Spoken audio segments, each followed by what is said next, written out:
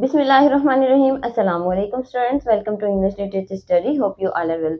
Today we are going to start present continue के जितने भी सेंटेंसेस होंगे प्रेजेंट के, पास्ट के और फ्यूचर के, वो हम अब डिस्कस करेंगे। जैसा कि हम सब जानते हैं कि इंडेफिनेट के हमारे सेंटेंसेस कंप्लीट हो चुके हैं, जिसमें प्रेजेंट, पास्ट, फ्यूचर और इन तीनों के नेगेटिव, सिंपल और इंटरोगेटिव हम कर चुके हैं। अब हमने कंटिन्यू स्टार्ट करना है कि कंटिन्यू क्या होता है और कंटिन्यू के जो सेंटेंसेस होते हैं उन्हें हम किस तरह से ट्रांसलेट करते हैं, उनमें कौन से रूल अप्लाई होते हैं।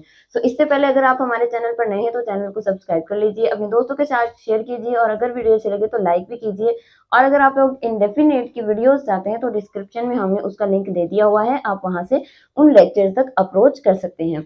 अब हम देखेंगे कि कंटिन्यू एक्चुअली होता क्या है। देखिए, कंटिन्यू वर्ड से ही शो हो रहा है कि कंटिन्यू का मतलब होता है मुसलसल, ठीक है, किसी काम का होना, ठीक है, जो काम अभी जारी हो वो हम कहते हैं कि कंटिन्यू का सेंटेंसेस हैं। जैसे हम इसमें कोई काम जब हम कर रहे होते हैं ना, जैसे कि अभी मैं इस वक्त लेक्चर डिलीवर कर रही हूँ और आप लोग वीडियो देख रहे हैं, तो ये जो रहा है और रहे हैं, रही है, इस तरह के जो सेंटेंसेस होते हैं वो कंटिन्यू के सेंटेंसेस कहलाते हैं। ठीक है, इनमें रूल कौन से अप्लाई होते हैं, यानी कि आइडेंटिटी तो अब हो गई ना, रहा है, रही है, रहे हैं और रहा हूँ, यानी कि जो काम इस वक्त मौजूदा जमाने में हो रहा है। ठीक है, ये प्रेजेंट के लिए है, पास्ट के लिए तो फिर था थे थी आएगा ना।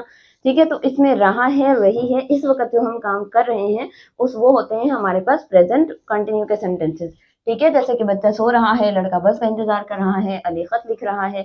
ठीक है, और इसमें रूल क्या अप्लाई होता है। रूल इसमें सबसे पहले हम अपना सब्जेक्ट लिखते हैं, यानी कि जो शख्स काम कर रहा है। जैसे इस वक्त मैं लेक्चर डिलीवर कर रही हूँ, तो इस वक्त सब्जेक्ट कौन हुआ, मैं। आप वीडियो देख रहे हैं तो इसका सब्जेक्ट कौन हुआ, आप। ठीक है, तो सब्जेक्ट काम करने वाले को कहते हैं, तो ये हमारे पास सबसे पहले आता है और उसके बाद आते हैं हेल्पिंग वर्ब।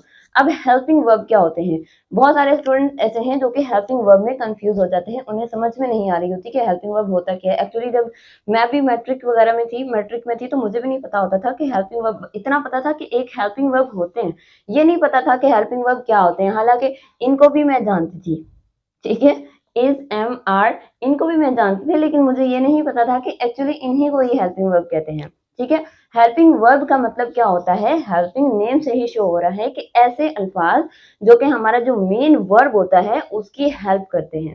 ठीक है, सेंटेंस को कंप्लीट करने में उसकी हेल्प करते हैं। जो प्रेजेंट कंटिन्यू में जो हमारे पास हेल्पिंग वर्ब यूज होते हैं वो एक्चुअली जस्ट ये तीन ही हैं। ठीक है, इज, एम, आर, इसके अलावा और भी हेल्पिंग वर्ब हैं, लेकिन प्रेजेंट कंटिन्यू, ठीक है, प्रेजेंट कंटिन्यू में ये तीन हेल्पिंग वर्ब यूज होते हैं। इनके लफ्जी मानी क्या होते हैं, लफ्जी मानी, इज का मतलब होता है, ठीक है, एम का मतलब होता है हूं, और जबकि आर का मतलब होता है हैं।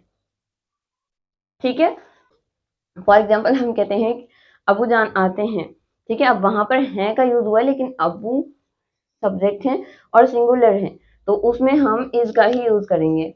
ठीक है, तो वैसे मैंने आपको बताया इनके लफ्जी मायने ये होते हैं, लेकिन हम इन्हें सब्जेक्ट के हिसाब से इस्तेमाल करते हैं। ठीक है, तो इसमें जो हमारे पास प्रेजेंट कंटिन्यू में हेल्पिंग वर्ब यूज होंगे वो होंगे इज, एम और आर, यानी कि सब्जेक्ट लिखेंगे, उसके बाद हेल्पिंग वर्ब यानी कि इज, एम और आर, उसके बाद वर्ब की फोर्थ फॉर्म। वर्ब की फोर्थ फॉर्म कौन सी होती है, यानी कि जो रियल वर्ब होता है हमारे पास, उसकी जो यानी कि फर्स्ट फॉर्म होती है, उसके साथ हम आईएनजी यूज करते हैं और इसे हम कहते हैं वर्ब की फोर्थ फॉर्म। देन हमारे पास आ जाता है ऑब्जेक्ट। इसके अलावा यहाँ पर मैं आपको बताती चलूं, इज, एम, आर किस किस किस साथ आते हैं।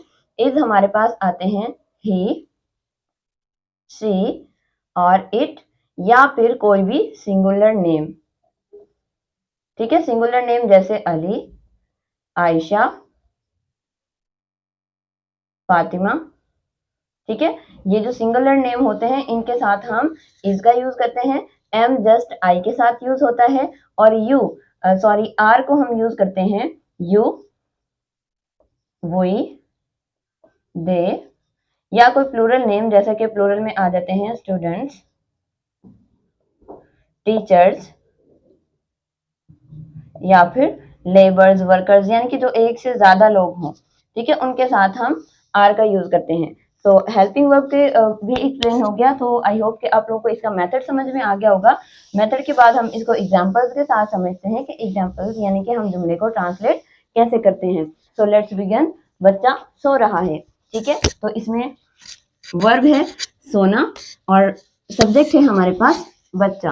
तो बच्चे की इंग्लिश होगी according to the rule subject child, helping verb क्योंकि बच्चा सिंगुलर है। ठीक है, सिंगल नेम के साथ हमने इसका यूज करना है, तो चाइल्ड इज। वर्ब है हमारे पास स्लीप, स्लीप के साथ हम आईएनजी यूज करेंगे, child is sleeping. Is simple. ठीक है, बहुत ही सिंपल है। Just subject then helping verb, उसके बाद जो मेन वर्ब होती है उसके साथ आईएनजी का हमने एडिशन करना है, आईएनजी का इजाफा करना है। ये तो और उसके बाद अगर जुमले में ऑब्जेक्ट है तो ऑब्जेक्ट यूज कर लें, अदरवाइज रहने दें। ठीक है, सो सेकंड सेंटेंस, लड़का बस का इंतजार कर रहा है। यहाँ पर हमारे पास है इंतजार करना वर्ब है, लड़का सब्जेक्ट है, और किस चीज का इंतजार कर रहा है बस का, तो ये ऑब्जेक्ट है। सो इसको ट्रांसलेट करते हैं, लड़का द बॉय, सिंगुलर है इसकी वजह से यहाँ पर इज आएगा, द बॉय इज। इंतजार करना वेट, वेट के साथ हम आईएनजी का इजाफा करेंगे यानी कि fourth form, the boy is waiting, किस चीज का इंतजार कर रहा है, फॉर बस, लड़का बस का इंतजार कर रहा है। द नेक्स्ट एग्जाम्पल, अली खत लिख रहा है, Ali, Ali is the subject, Ali single है इसके साथ आई एस, ठीक है, यानी कि इज। अली इज लिखना राइट, राइट के साथ हम आईएनजी का इजाफा करेंगे, Ali is writing a letter. ठीक है, अली खत लिख रहा है। अब लोग अपने घरों को सजा रहे हैं, यहाँ पर लोग। ठीक है, सबसे पहले हम अपना एक्शन देखेंगे, सजाना ये हमारे पास वर्ब है, कौन सजा रहा है, लोग, ये हमारे पास सब्जेक्ट है, किस चीज को सजा रहे हैं, अपने घरों को, तो ये हमारे पास ऑब्जेक्ट है। तो सब्जेक्ट लिखेंगे पीपल। ठीक है, ज्यादा है, आर का यूज होगा, पीपल आर, सजाना डेकोरेट, डेकोरेट के साथ आईएनजी का इजाफा करेंगे, डेकोरेटिंग, किस चीज को सजा रहे हैं, their houses, decorating their houses. The next example, तुम सिर्फ अपना वक्त जाया कर रहे हो। तो हमारे पास यहाँ पर वर्ब है जाया करना।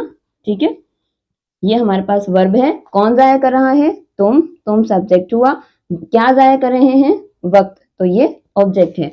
तुम सिर्फ अपना वक्त जाया कर रहे हो, you according to the rule are आएगा, यू आर जाया करना wasting, you are wasting just your time. जी, टाइम, मैं चाय पी रहा हूं।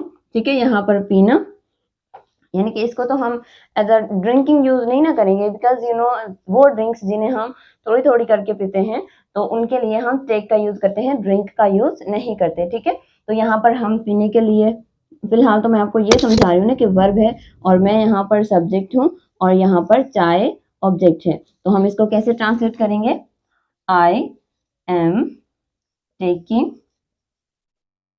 टी। ठीक है, आई एम टेकिंग टी, हम सब लाहौर जा रहे हैं। यहाँ पर जाना हमारे पास वर्ब है, हम सब्जेक्ट हैं और लाहौर ऑब्जेक्ट है। इसको हम किस तरह से ट्रांसलेट करेंगे ये आप हमें अपनी कमेंट सेक्शन में बताएंगे कि हम सब लाहौर जा रहे हैं, इसकी ट्रांसलेशन क्या होगी। I hope you all understand. अगर आप लोगों को किसी भी चीज की समझ ना आई हो तो आप हमें कमेंट सेक्शन में पूछ सकते हैं। अगर वीडियो अच्छे लगे तो लाइक कीजिए, अपने दोस्तों के साथ शेयर कीजिए, चैनल को सब्सक्राइब कीजिए और बेल आइकन पर क्लिक करना हरगिज मत भूलिए। To learn English stay with us, remember me in your prayers. मिलते हैं अपने नेक्स्ट वीडियो में। अल्लाह हाफिज।